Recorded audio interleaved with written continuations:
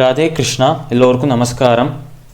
இந்த வீடியோவில் பகவத்கீதையின் 2வது அத்தியாயமான சாங்கிய யோகத்தின் 20வது மற்றும் 21வது ஸ்லோகங்களை விளக்கத்துடன் பார்ப்போம். ந ஜாயதே ம்ரியதே வா கதாசின்னாயம் பூத்வா பவிதா வா ந பூயः அஜோ நித்யः சாஸ்வதோயம் புராணோ ந ஹன்யதே ஹன்யமானே ஷரீரே வேதா விநாசினம் நித்யம் யயேனமஜமவ்யயம் கதம் ச புருஷः பார்த்தः கம் காதயதி ஹந்திகம். இந்த 2 ஸ்லோகங்களின் விளக்கம். நம்ம கிருஷ்ணர் அர்ஜுனனை பார்த்து சொல்கிறாராம், இந்த ஆத்மா எந்த உடலில் தங்கியிருக்கோ, இந்த ஆத்மாவின் இருப்பிடமாக எந்த உடல் இருக்கோ அந்த உடலுக்கு இறப்பு இருக்குமே தவிர இந்த ஆத்மாவுக்கு பிறப்பும் இல்லை இறப்பும் இல்லை. இந்த ஆத்மாவை யாராலையும் பிறக்க வைக்க முடியாது, இந்த ஆத்மாவை யாராலையும் அழிக்க முடியாது.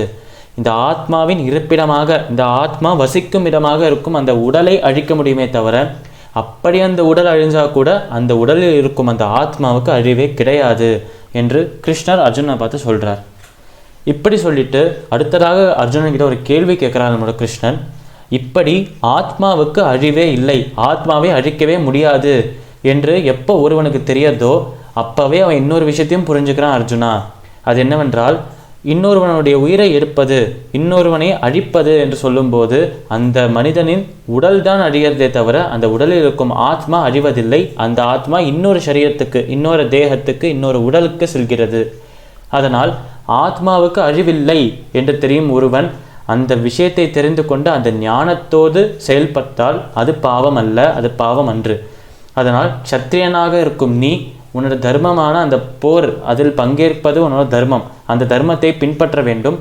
அதோட இது என்னுடைய ஆணை, போரிட வேண்டும் என்பது என்னோட ஆணை. அதனால் இறைவனின் ஆணையையும் உனது தர்மத்தையும் பின்பற்ற வேண்டும், நிறைவேற்ற வேண்டும் என்று கிருஷ்ணர் அர்ஜுனனை பார்த்து சொல்கிறார்.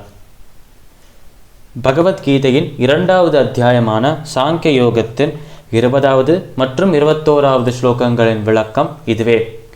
சமஸ்த லோகாஹ சுகினோ பவந்து. சர்வம் ஸ்ரீ கிருஷ்ணார்பணமஸ்து.